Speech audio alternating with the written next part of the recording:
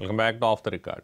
అప్పటిదాకా అపజయం ఎరుగని నాయకుడిగా రికార్డ్. ఎన్నికల బరిలో దిగితే గెలుపు గ్యారంటీ అన్న ధీమా. కానీ అదృష్టం తిరగబడి 2014 ఎన్నికల్లో ఓడిపోయారు. అంతే, జనానికి దూరమైపోయారు. ప్రస్తుతం ఆయన ఎక్కడా కనిపించడం లేదు.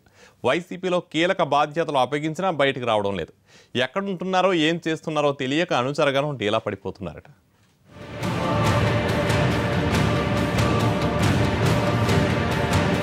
బాలినేని శ్రీనివాసరెడ్డి ప్రకాశం జిల్లాకు చెందిన నేత. వైసీపీ అధినేత జగన్ కు దగ్గరి బంధువు. జిల్లా రాజకీయాల్లో 15 ఏళ్లుగా చక్రం తిప్పుతున్న నేత. కాంగ్రెస్ పార్టీలో ఉన్నప్పుడే కాదు, వైసీపీలోకొచ్చాక కూడా జిల్లా రాజకీయాల్లో తనదైన ముద్ర వేశారు బాలినేని. అభిమానులు వాసన్నగా పిలుచుకునే బాలినేనికి 2014 ఎన్నికలు చేదు అనుభవాన్ని మిగిల్చాయి. వైసీపీ నుంచి పోటీ చేసి టీడీపీ అభ్యర్థి దామచర్ల జనార్దన్ చేతిలో ఓటమి పాలయ్యారు. ఓటమి అనుభవంతో ఆయన ఒంగోలు రాజకీయాలకు దూరమయ్యారు.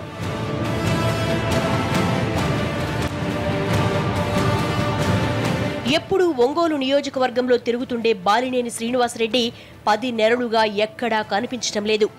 ఎన్నికల్లో ఓటమి పాలైన బాలినేని జనంలోనే ఉండేలా చూసేందుకు వైసీపీ అధినేత జగన్ జిల్లా పార్టీ బాధ్యతలు అప్పగించారు.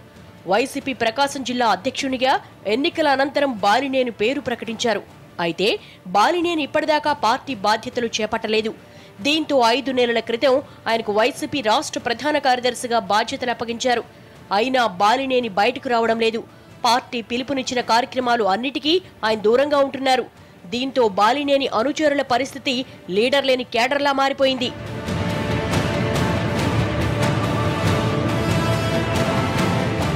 ఎన్నికల్లో గెలుపోటములు సహజం. కానీ బాలినేని మాత్రం ఓటమి తర్వాత జనంలోకి రావడమే మానేశారు.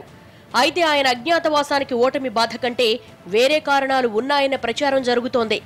2014 ఎన్నికల్లో ప్రకాశం జిల్లాలో వైసీపీ నుంచి పోటీ చేసే అభ్యర్థుల ఎంపిక విషయంలో బాలినేనికి వైఎస్ జగన్ పూర్తి బాధ్యతలు అప్పగించారు. కానీ ఒంగోలు పార్లమెంట్ స్థానం నుంచి బాలినేని సొంత బాబా, జగన్ బాబాయ్ అయిన వైవి సుబ్బారెడ్డిని ఎన్నికల బరిలో నిలిపారు. వైవి సుబ్బారెడ్డికి ఒంగోలు పార్లమెంట్ స్థానం కేటాయించడాన్ని బాలినేని మొదటి నుంచి వ్యతిరేకించారు.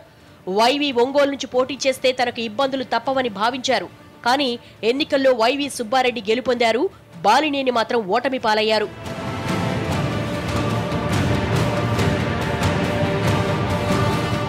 వైవి సుబ్బారెడ్డి వల్లే తాను ఓడిపోయానని బాలినేని మనస్తాపం చెందారని ఆయన అనుచరగణం చెవులు కొరుక్కుంటోంది. అలా బావమరుదుల మధ్య విభేదాలు తలెత్తి అగాధం పెరిగింది. ఎంతలా అంటే ఒకరున్న ఫ్లెక్సీల్లో మరొకరి ఫోటోలకు చోటు లేకుండా చేసుకునేంతగా. జగన్ వైవి సుబ్బారెడ్డిలపై అలిగిన బాలినేని ప్రస్తుతం ఒంగోలుకు దూరంగా ఉండాలని నిర్ణయించుకున్నారట. వైసీపీ కార్యక్రమాలకు హాజరు కాకుండా డిస్టెన్స్ మెయింటైన్ చేస్తున్నారు బాలినేని. ఆయన మళ్లీ తెరపైకి ఎప్పుడొస్తారో అని ఆయన అనుచరగణం ఆశగా ఎదురుచూస్తోంది.